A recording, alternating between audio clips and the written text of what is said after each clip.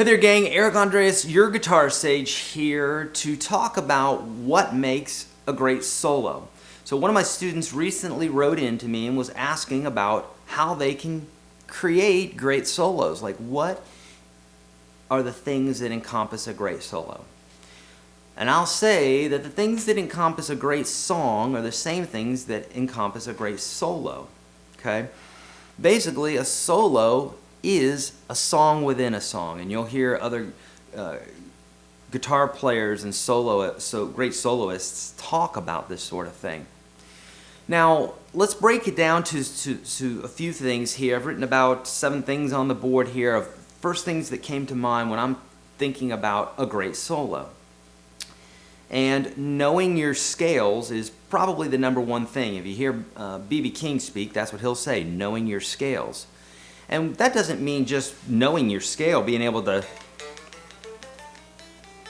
doesn't mean just being able to play through it. What it means is being able to know how each one of those notes feel, how they work with a particular chord progression, and that sort of thing, okay? But first off, if you don't know your scale, if you can't play it inside and out, forwards and backwards, without falling out of the scale, then the chances of you using that scale correctly are highly unlikely. Okay, it would just be like a child speaking. If they can't say the individual words correctly, stringing them together in phrases and sentences are highly unlikely. Okay, so you want to make sure that in your quiet time with your guitar, in your woodshedding time, that you're digging in and really practicing your scales well. Okay, as you know, when you practice one scale, you can move that up and down the fretboard, and it will. You can change the keys very easily, so you don't have to know a lot of scales. Okay, check out, in fact, my video here on YouTube called The Most Powerful Scale in the World, the pentatonic scale. Super important. Tell you all about that because you can use that scale for any song, major or minor. Okay. All right. So you got to know your scales. You have to know what scale you can use or what scales you can use over a particular chord progression. Okay, I cover this in my super course in Unstoppable Guitar System. I also talk about it in some of the videos here on YouTube. So it's something you probably know how to do, but basically, and I do cover that in the Most Powerful Scale in the World video. But basically, if a song is in A major, you need to be using some sort of A major scale, whether it's A major pentatonic or A major, Ionian.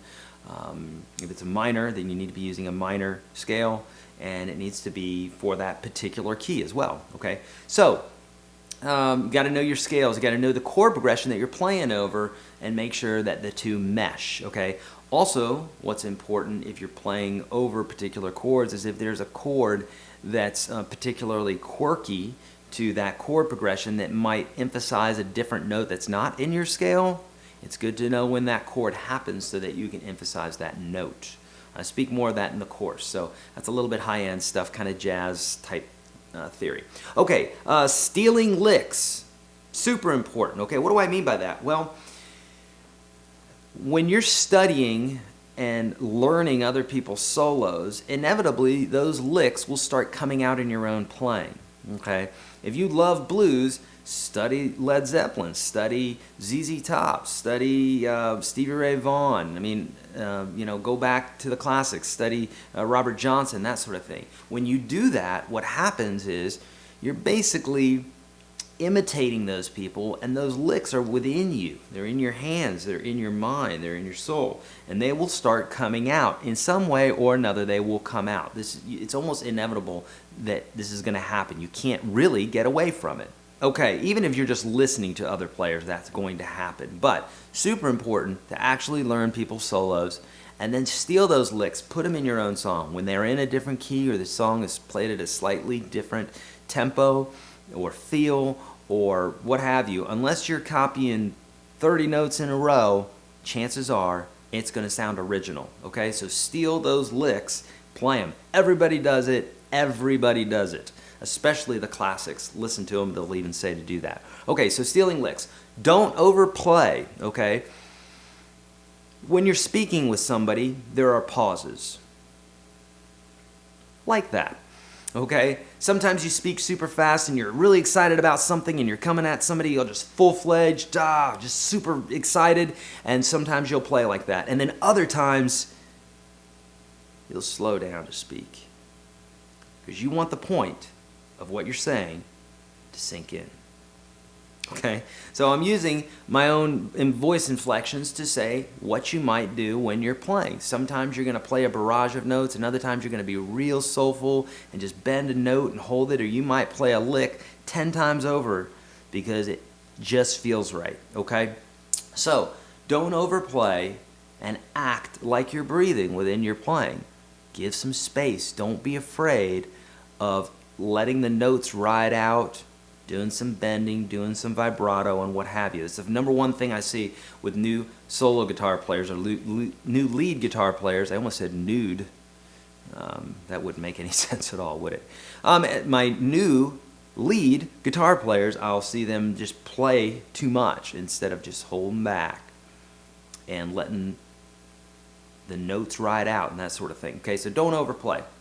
Last thing is, use what you've learned, okay? So when I just started playing guitar and I would learn a new technique from a guitar player, whether it's Eddie Van Halen or a buddy of mine, I would instantly try to take that new technique, and I played it so much that I would purposefully put it into a solo or whatever song I was working on, okay? It's important to do this because it's just like in grade school when you learned a new vocabulary word and you're like, I'll never remember that. And then they would have you say it 5 times over and then use it in 3 different ways or something like that. And then inevitably, you'd think that you forgot that word, but inevitably you'd be, a year later, that word would come to mind and it would be right at the tip of your tongue and you would say that new word. I know this has happened to you because you know more than one word. You know more than daddy or mama. Okay, and the only way you could have done that is by using those words. So in the same way, use the tricks that you've learned, use the new techniques, the new licks that you've learned from Zeppelin or whoever, and use them right away. When you start doing this, that becomes your vocabulary, and then that becomes you, and you start becoming that guitar player that you've always wanted to be. Cool? Yeah, it is. All right, those are my tips for better solo playing. Hopefully I've helped you out here. Hey, check out the super course. Link is below. It's called the Unstoppable Guitar System. You can get in there for $1. I've created this massive system that teaches you just about everything on the guitar. You're going to love it. And you can get in there for $1. Let me know how I can help you on here, YouTube or Facebook or Twitter or Instagram or any of those. I'm on all those. I can help you out.